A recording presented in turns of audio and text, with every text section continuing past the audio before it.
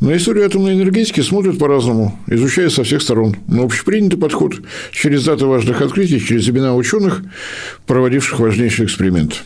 Правильный подход, классический, кто бы спорил.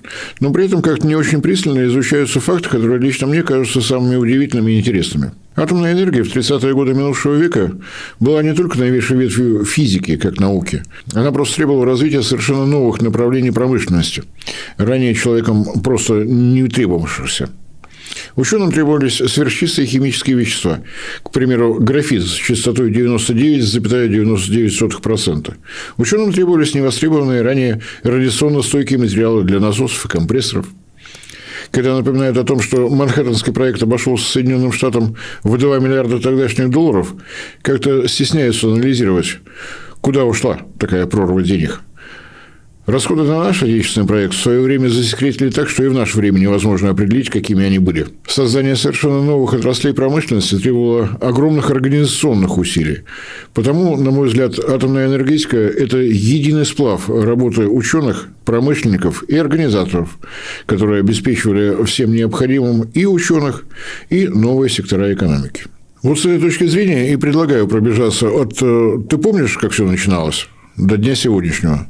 То есть, до что в итоге получилось, куда катимся и куда катиться хотелось бы. Занимательно то, что дата наступления атомной эры, то есть открытие учеными законов физики, позволяющих человеку применять энергию, скрытую в ядрах атомов химических элементов, известна весьма точно. Нобелевскую премию по химии, как было сформулировано Нобелевским комитетом, за открытие расщепления тяжелых атомных ядер в 1944 году получил один из создателей радиохимии, химии радиоактивных элементов, Отто Гам, немецкий ученый. Решение о присуждении премии 1944 год.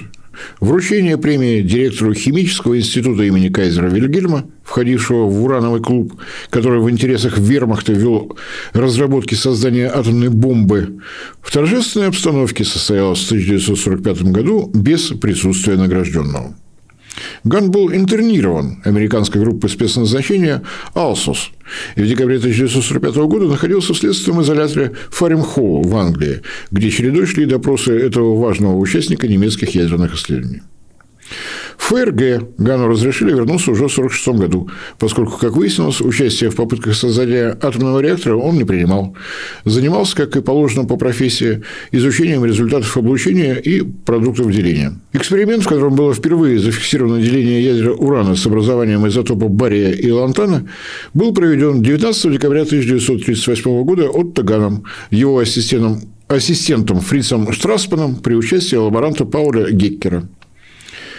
Три химика реально не поняли, что именно произошло в результате эксперимента, о чем, собственно говоря, совершенно честно и гласила статья Отто Гана, опубликованная 6 января 1939 года в немецком научном журнале «Естественные науки» под заголовком «О доказательстве получения и поведения щелочноземельных металлов, возникающих при облучении урана нейтронами». А вот физик Лиза Мейтнер, используя модель атомов Бора и уравнение специальной теории относительности, результат опыта объяснила целиком и полностью. Под действием свободных нейтронов ядро урана распалось на два осколка, причем масса покоя этих осколков оказывается существенно меньше массы покоя материнского ядра. Часть этой массы превращается в чистую энергию, количество которой невообразимо огромно по сравнению с любыми химическими реакциями. И 6 февраля 1939 года уже в англоязычном научном журнале Nature появилась статья Лизы Мейтнер и Отто Фриша, ее племянник, будущий участник Манхэттенского проекта, который повторил эксперимент Гана для перепроверки и более тщательного измерения результатов. Название, которое говорит само за себя – деление урана с помощью нейтронов. Новый тип ядерной реакции. Но в этот раз оставим в стороне действительно драматическую историю австро-немецкого физика Лизы Мейтнер. Рассказ о биографии Отто Гана и от предвзятости Нобелевского комитета, отказавшегося по достоинству оценить заслуги человека, которого голливудские деятели придумали называть матерью атомной бомбы. После двух подряд публикаций, оказавшихся невероятными открытиями тайнах ядра урана, ажиотаж в научном мире физики царил достаточно звонкий. И неудивительно, что об этом узнал и Эдгар Сен-Жье. Не слышали о таком человеке? Теневая фигура Манхэттенского проекта, продемонстрировавшая первый случай применения принципа нераспространения атомного оружия, причем за несколько лет до того, как группа Ферми на практике показала возможность осуществления контролируемой цепной реакции деления ядерного урана. С 1911 года горный инженер Эдгар Сен-Жье руководил объединенной горнодобывающей компанией в Верхней Катанге и в бельгийском Конго Union Manier, которая открыла настоящую легенду урановой отрасли – месторождение Шинкалобве. В настоящее время богатыми урановыми месторождениями считают те, руда в которых содержит 1% урана. В Якутии, к примеру, Росатом приступил к отработке Большого Элькона с рудами в 0,15% урана. При современных технологиях это уже рентабельно. А вот в Шинкалобве среднее содержание урана в руде составляло от 60 до 70%. Встречались отдельные куски породы, содержащие 90% урана. Никогда и нигде ничего подобного на планете найдено не было. Бельгийские рабовладельцы поймали птицу удачи за сияющий хвост. Разработку рудника и шахты начали в 1921 году. Уран добывался ради извлечения из него радия. Этот славный химический элемент в те времена стоил раз так в 200 дороже золота. Алгоритм был необычным. При такой высокой концентрации урана руду было экономически целесообразно перевозить в Бельгию, где она и перерабатывалась для получения радия. В силу этого Сен-Жье регулярно появлялся в Европе. А зимой 1939 года, будучи по делам компании в Англии, встретился с химиком, директором Имперского научно-технического колледжа Генри Тизердом. Химики, как и атомные физики, были в курсе открытий Гана и Мейтнер. Анализ продуктов распада ядерного урана во все времена был вотчиной химических технологий. От Тизерда в адрес Сен-Жье последовало предложение продать правительству Англии имевшиеся запасы урана и право на добычу в Конго. Сен-Жье ответил отказом. Чуть позже для Сен-Жье организовали встречу еще и с самим Фредериком Жолио-Кюри. Вот французским ученым небольшой объем руды достался, но только для ведения исследовательских работ. А вот дальше происходит нечто совсем уж феноменальное. Не могу подобрать другого слова. Горный инженер по образованию, фактически работорговец, предприниматель Эдгар Сен-Жье еще до оккупации Бельгии принял абсолютно самостоятельное и абсолютно не характерное для дельца решение. Вся урановая руда, находившаяся на поверхности рудника Шинкалобве, по его прямому распоряжению, была погружена на судно и доставлена в Нью-Йорк. Получилось около 1250 тонн той самой руды с 70% содержания урана. Такая партия товара стоила очень серьезных денег. В пересчете на возможное извлечение из него радия это было бы целым состоянием. Из книги Лесли Грофса, руководителя Манхэттенского проекта, теперь об этом можно говорить, история Манхэттенского проекта, издана в 1962 году. В результате в сентябре и октябре 1940 года 1250 тонн урановой руды было отправлено через порт Лабатта в Анголе в Нью-Йорк и сложено в Пакгаузе на острове Стейтенд-Айленд. Вполне штатная ситуация. Делец-предприниматель вывез ценный товар из-под носа тех, кто мог этот товар реквизировать. Оставалось как можно выгоднее продать его и радоваться жизни. Вместо этого Сен-Жье держал руду на арендованном складе и пытался убедить Госдепартамент, что уран необходим государству США. Описать поведение Сен-Жье современным языком? Не допустив захвата уникальной урановой руды нацистским правительством Германии, отказавшись продавать эту руду частным предпринимателям, Эдгар Сен-Жье реализовал на практике принцип нераспространения материалов для атомного оружия. Атомного оружия и в помине не было, а принцип нераспространения уже появился. Причем реализовал его не государственный деятель после 100 500 заседаний и совещаний, а частный бизнесмен по собственной воле. С этой стороны, феномен Сен-Жье в истории атомного проекта совершенно уникален. Конечно, Грофс и его люди смогли бы найти сырье для Манхэттенского проекта и без Эдгара Сен-Жье. Но сколько бы времени это заняло во время развернувшейся Второй мировой войны, как знать.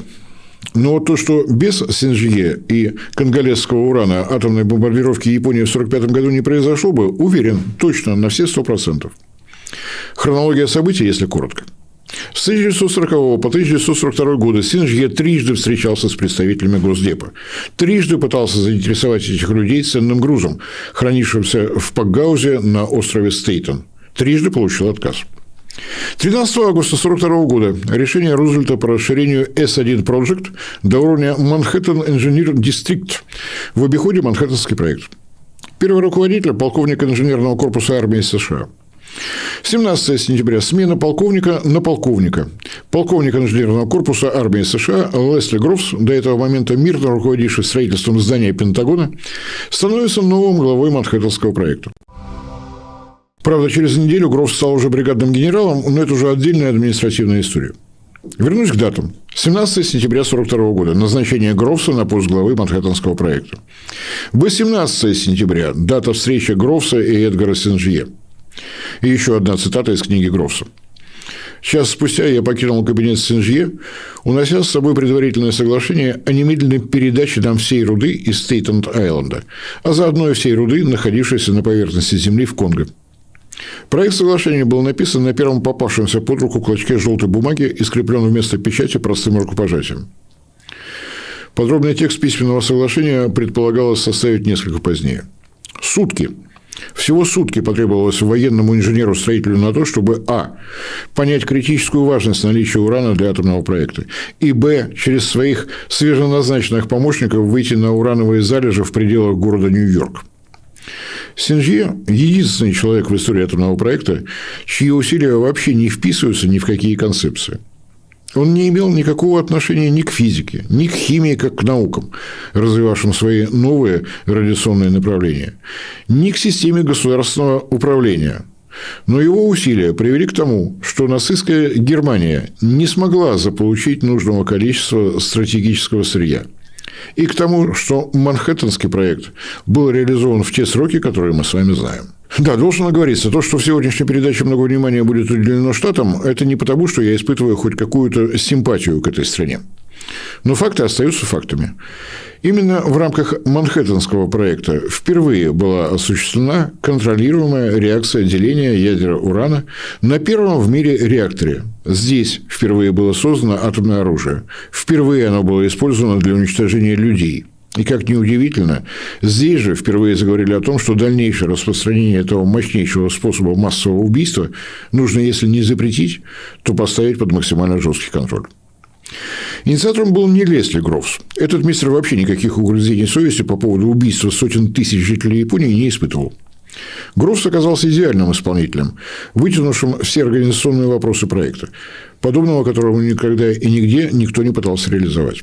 Удивительная аналогия, между прочим. Как и Иосиф Сталин 3 годами позже, Рузвельт с невероятной точностью среди всех своих подчиненных выбрал именно Грофса.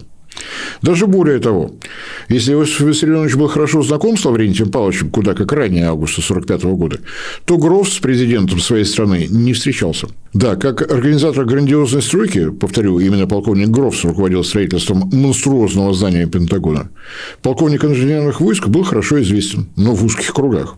Никакого отношения к тайнам уранового ядра, в частности, и к высшим достижениям физики и химии вообще Грофс не имел, и тем не менее его назначение состоялось. С какой скоростью этот человек был способен воспринимать, усваивать совершенно новую для него информацию, делать из нее совершенно точные с организационной точки зрения выводы, мы только что видели на примере Эдгара Сен-Жье и Урана Шинколобвы. Оппенгеймер, хотя считал Грофса человеком жестким до грубости, тем не менее относился к нему с уважением и считал, что вряд ли кто-то иной был способен выполнить такие огромные объемы работы. Но и в Советском Союзе второго организатора уровня Лаврентия Берия найти, я уверен, было бы крайне сложно. Грофс и Берия – два человека из совершенно разных систем. Алгоритмы работы схожие и одновременно почти противоположные. Наша система закрытых городов, исчезавших с географических карт, и более 30 так называемых национальных лабораторий, аккуратно упрятанных в тихих уголках в Штатах. У нас и у них отселение местных жителей, жесткая система охраны и полнейшая секретность. У нас и у них до предела сжатые сроки. Отличия в разной системе экономики и промышленности. У нас в стране к атомному проекту подключали заводы, способные резким рывком нарастить качество выпускаемой продукции или освоить новую, перейти на новые технологии, к которым при необходимости подключали специалистов академического уровня, в том числе и трофейных немцев. Кому было сложнее и тяжелее? Даже говорить не о чем. СССР едва успел выйти из войны, принесшей миллионы жертв от рук просвещенных европейцев, сотни сожженных городов, тысячи сел, фабрик, заводов, уничтоженных электростанций. Но этапы развития нашего отечественного атомного проекта – тема очень серьезного исследования, в котором никто из вас, уважаемые зрители и слушатели, совершенно не заинтересованы, к большому моему удивлению. Если смотреть на ваши комментарии во всех наших социальных сетях к нашим роликам, вполне достаточно констатации факта. Само выросло. При этом, что именно выросло, тоже не представляет интереса. Самое интересное же то, что происходит за пределами России и бывшего СССР, чтобы все непременно Фридрих Трамп и Урсула фон дер Каулас посередине Ормузского пролива. По воспоминаниям Лесли Грофса, несмотря на весь уровень секретности, закрытости, жесточайшего контроля со стороны государства, действовал он в рамках, как когда-то было принято говорить, действующей модели экономики. Общее количество частных компаний, привлеченных на генеральные подряды, более 200. Субподрядных компаний – несколько тысяч. Вспоминать весь этот огромный список нет смысла. Давайте пройдемся по основным узлам этой проектной кооперации. Сырье и поставка урановой руды. Та самая Union Miner, Дихаульт Каттанга. Очистка и переработка этой руды, или, если угодно, химия сырья. Dow Chemical. Железо реакторов, то есть их проектирование, строительство, эксплуатация и, главное, химическое извлечение наработанного плутония из облученных урановых блоков целиком и полностью было возложено на DuPont. Все, что касалось строительства необходимых Манхэттенскому проекту электростанций, систем электроснабжения, в том числе и самого оборудования, дуэт в составе Westinghouse и General Electric. Внутри вот этой реакторной части проекта находилась куда менее популярная компания, позднее сыгравшая значительную роль уже в гражданской атомной энергетике. Babcock & Wilcox, которая проектировала и производила все теплообменники и паровые системы. Надо будет при случае уточнить, оформили ли как-то свое родство Babcock & Wilcox и ЗИО «Подольск» в дуэте с гидропрессом. Уточню, но не расскажу, это ведь неинтересно. Основной генеральный подрядчик на капитальном строительстве всех объектов Манхэттенского проекта – Stone & Webster. Компания, напрямую связанная со всеми технологиями обогащения урана по изотопу урана-235, разработанными учеными-физиками Манхэттенского проекта.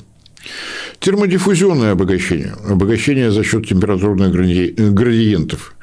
HK Ferguson Company. Газодиффузионное обогащение. Kellogg's Corporation и Union Carbide. И обогащение электромагнитное Tennessee Eastman. Все перечисленные компании оставались частными, со всеми их акциями и облигациями и котировками на бирже. Но после переговоров с Лесли Грофсом и подписания контрактов они входили в государственные программы, этим же государством и жестко контролируемые. Все фундаментальные научные исследования только и исключительно в национальных лабораториях, откуда, если инженерным языком, все технические задания компаниям реального сектора экономики и поступали. Собственно говоря, почти то же самое происходило и в рамках деятельности нашего спецкомитета. Специалисты Курчатова занимались наукой, а все необходимое для реализации в железе организовывал Лаврентий Павлович Берия и его команда. Отличие в том, что Грофсу необходимо было вести переговоры с руководством частных компаний, а организаторам из спецкомитета с руководством государственных заводов. Грофса по результатам переговоров могли, простите за французские, послать куда подальше. Не устраивает нас условия предложенного контракта. Неинтересно это нам. Само собой, послать могли и Лаврентия Павловича. Правда, только один раз, чтобы сразу после этого спокойно застрелиться. Но эту изумительную теоретическую возможность на практике как-то вот никто и не попробовал провернуть. Но я не об этом, а о той закономерности, которую в течение 42-45 годов прошлого века выявил мистер Грофс. Законы физики и химии, лежавшие в основе создания атомного оружия, не могут быть секретами для ученых любой страны. Потому эти законы и называют фундаментальными. Овладеть технологиями, которые необходимы для воплощения этих научных разработок, да, дорого и сложно, и только в комплекте с серьезной конструкторско-инженерной и материаловедческой школами. Но сложно не запредельно. Общее резюме, самый честный итог размышлений. Манхэттенский проект в том или ином виде может быть повторен в десятках стран. Потому монополия на атомное оружие – штука хорошая, но временная. Советский атомный проект этот вывод только подтвердил, причем намного быстрее, чем того на Западе хотели и на что рассчитывали. В 1945 году, к примеру, американский экономист Сергей Прокопович, некогда трудившийся министром продовольствия во временном правительстве в России, опубликовал книгу с характерным названием «Can Russian Complete?». Итог анализа господина экономиста: Russia, конечно, can, но году так к 1955-му и в самом лучшем случае. И Прокопович был не один такой расчетливый. Но не было на Западе тех, кто понимал, что такое мобилизационная экономика и как способны работать ученые, которым мобилизация не требовалась, поскольку они понимали, что такое атомное оружие и что такое главные демократизаторы по кличке США не на словах, а на деле. Но я не об этом, а о выводе, который сделали американцы по итогам Манхэттенского проекта. Атомные технологии не могут оставаться в их монопольном владении. Те, кто решится, до собственного атомного оружия смогут добраться. Вопрос не смогут или нет, а когда это произойдет. О чем именно идет речь, стало кристально понятно 10 августа 1945 года, когда в результате атомной бомбардировки Хиросимы и Нагасаки американцам удалось убить 110-120 тысяч человек. Число более поздних жертв в результате ранений и лучевой болезни все еще подсчитывают. Арифметика – жестокая наука. За 4,5 года существования лагеря смерти Освенцим европейским нацистам всех мастей и пород удалось убить 1,1 миллиона человек, по 670 человек в сутки, если в среднем. Результат американских испускателей духа Анкориджа оказался в 170 раз выше. Наверное, и этим они тоже гордятся. Но даже им летом 1945 года стало реально страшно. Если вот такое оружие массового уничтожения начнет пополнять военные арсеналы новых и новых стран, что ждет планету? Нет, я не про совесть. Это слово в американском английском вряд ли вообще в наличии. Если убивать потенциальных потребителей будут миллионами, как бизнес вести?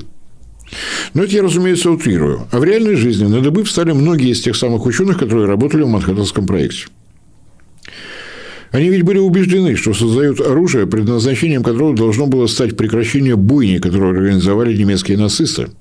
А итогом стало то, что многие, и я в том числе, считал и считаю военным преступлением.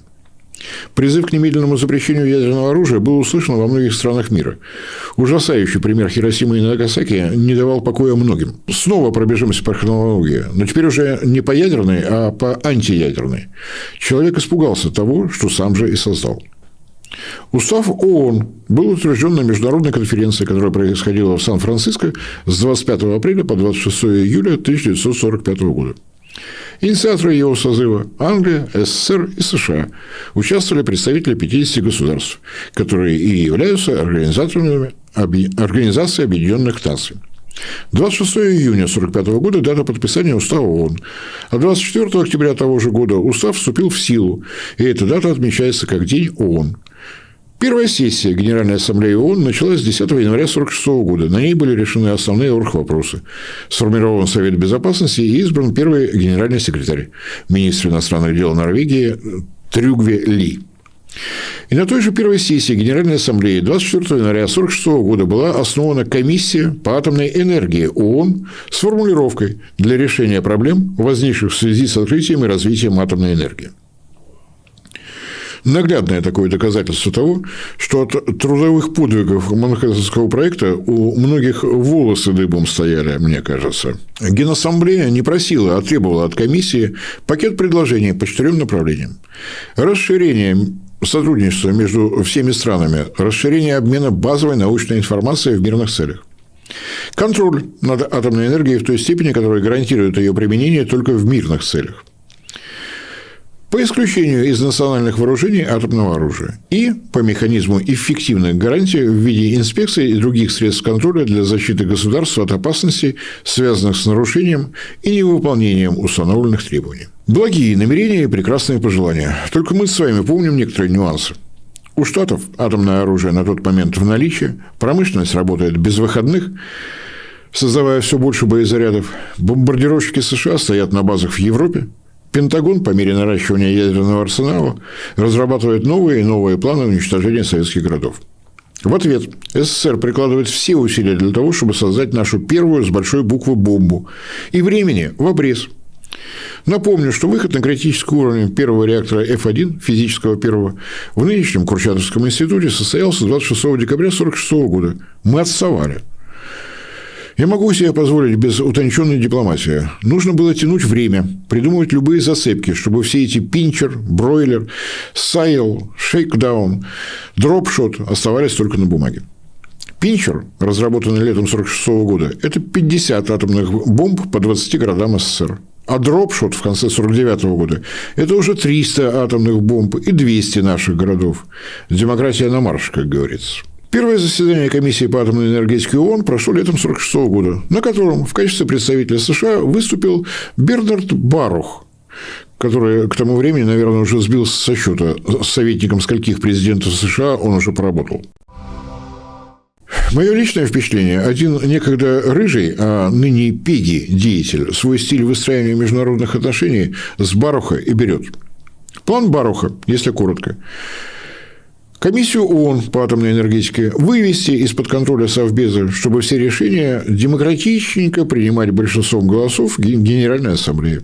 Считать, как право вето у Советского Союза мы просто отберем.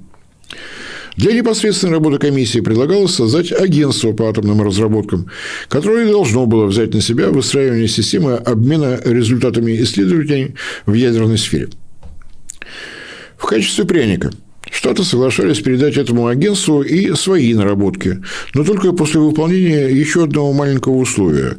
Агентство должно было создать систему безотзывных инспекций по контролю за ядерными программами всех вступающих в сотрудничество стран непосредственно на местах.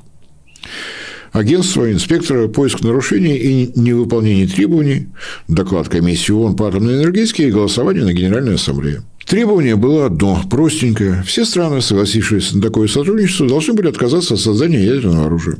И вот тогда, когда агентство и его система инспекции докажут свою эффективность, Штаты все непременно и сразу приступят к уничтожению своих ядерных арсеналов. Прелестно, не так ли? Сначала мы убедимся, что вы не разрабатываете ядерное оружие, а после этого и сами начнем ядерное разоружение.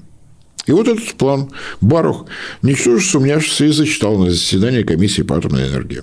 Там, где, само собой, присутствовали советские дипломаты из команды Андрея Андреевича Громыка. Ответ был коротким: разоружайтесь, проверим, убедимся, и вот тогда агентство и заработает в полный рост, будучи подчиненным, само собой, исключительно Совету Безопасности. Город Анкоридж на Аляске был, доверия к Штатам ни на йоту. Ровно так же, как и с Исламабадом, все в полном порядке. Вот только иранская делегация на американскую троицу взирала, как Ленин на буржуазию. Простите за вольность, но дух Анкориджа сам по себе, а школа Андрея Андреевича Громыка сама по себе. 2 года переговоров, прений, дискуссий и диспутов в комиссию ООН по атомной энергии привели к совершенно закономерному результату. В первой половине 1949 года эта комиссия просто прекратила свою работу. Финальным аккордом этой попытки Штатов взять под контроль советскую ядерную программу стал успешный испытательный взрыв нашей РДС-1 29 августа того же 1949 года. Если сжато подвести черту, то работа комиссии ООН по атомной энергии была первой попыткой создать мировой контроль над атомной энергией, которая с треском провалилась, поскольку в эту обертку была завернута недвусмысленная попытка поставить атомную энергетику планеты под контроль США. Сильно напоминает низкопробный боевик, когда в зал ресторана врывается громила с пулеметом в руках, опоясанный лентами крест-накрест. Всем револьверы на стол и быстро. Завтра скажу, когда разрешу, какими стволами владеть. Пошевеливайтесь, мелюзга. В ответ скромный мужчина бьет его табуреткой по башке, отправляя в нокаут. Молча, безо всяких объяснений. К тому времени, когда громила приходит в себя, перед ним стоят 4 с точно такими же пулеметами и патронными лентами. Это я к тому, что с прекращением работы комиссии ООН по атомной энергии и с созданием нашей первой бомбы стартовала гонка ядерных вооружений. Логику возможного сотрудничества победила логика противостояния, логика высокотехнологичной гонки, состязания 2 сверхдержав того времени. Но попытка поставить под контроль мирового сообщества риск распространения обладания ядерным оружием в других странах не пропал в туне. Беспокойство о росте таких рисков не исчезло.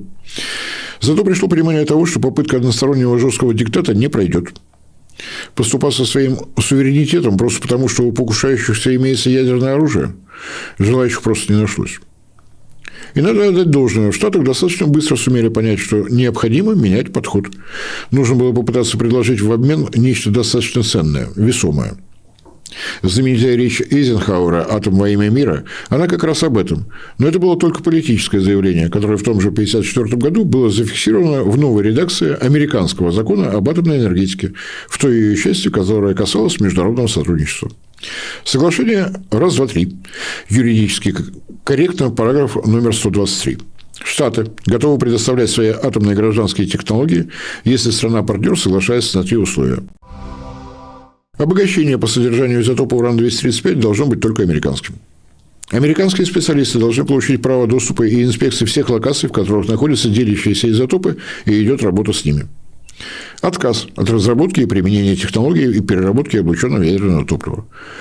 Уже в 1956 году в Штатах начал работу первый реактор ТРИГА – Training Research Isotopes General Atomic. Его различные модификации стали целым классом исследовательских реакторов. Штаты поставляли его всем странам, подписавшим и ратифицировавшим с ними соглашение раз, два, три. И процесс пошел. 33 таких реактора были поставлены, да-да, именно поставлены и не проданы Штатами в 20 стран планеты, чем было обеспечено распространение мирных атомных технологий и соответствующее развитие сразу нескольких направлений в науке.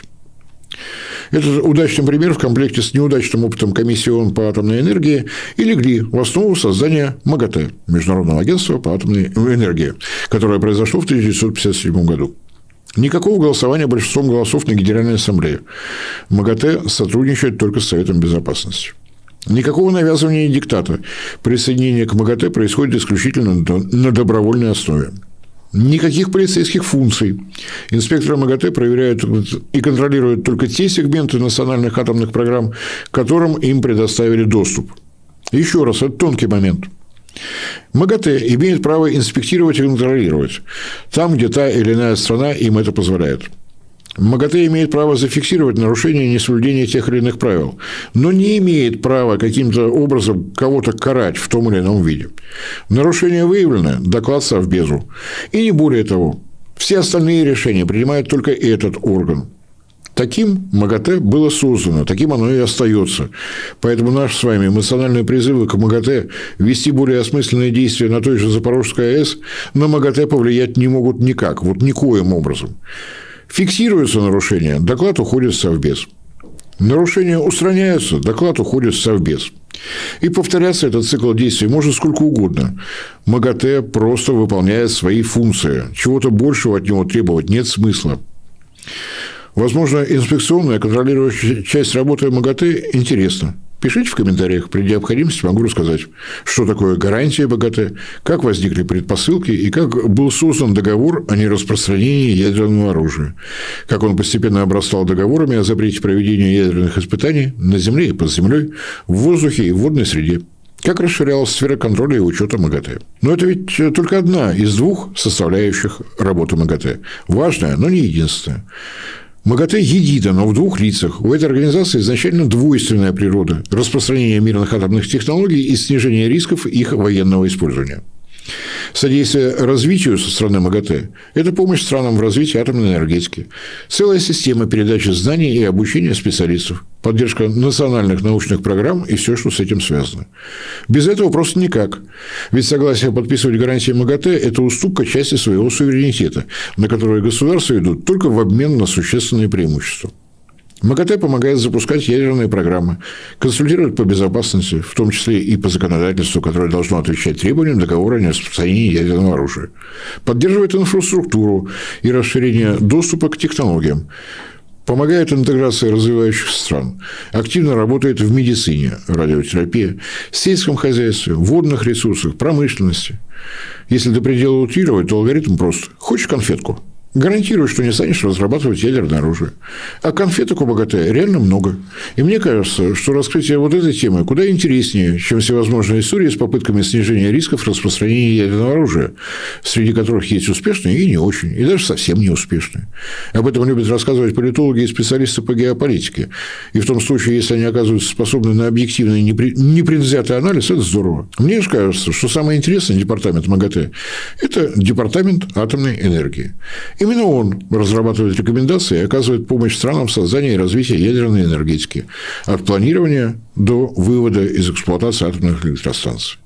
Его основные направления работы – поддержка стран, внедряющих атомные электростанции, инфраструктура, регуляция, кадры, топливный цикл, включая облученные ядерное топливо и отходы, инновационные реакторы, в том числе малые перспективные технологии, экономика и устойчивость ядерной энергетики, ядерное знание и обучение специалистов.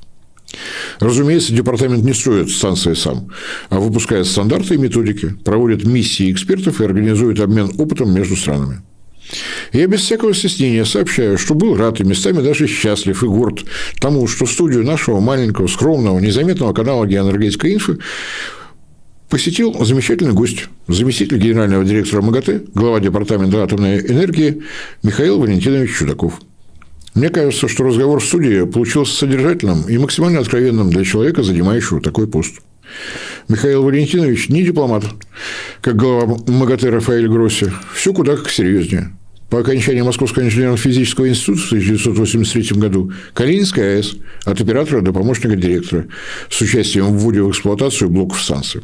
С 1999 по 2007 директор Билибинской атомной электростанции. Далее руководство Московским центром Всемирной ассоциации компаний-операторов АЭС. И вот только после такого профессионального пути с 2015 года его нынешний пост в МАГАТЭ. Заслуженный энергетик России, ветеран атомной энергетики нашей страны, множество других министерских, ведомственных, отраслевых и общественных наград, причем далеко не только российских. И настоящий профессионал атомной отрасли, беседа с которым была настоящим интеллектуальным праздником. Разговор был долгим, так что в самое ближайшее время целая серия роликов на нашем канале во всех доступных нам социальных сетях.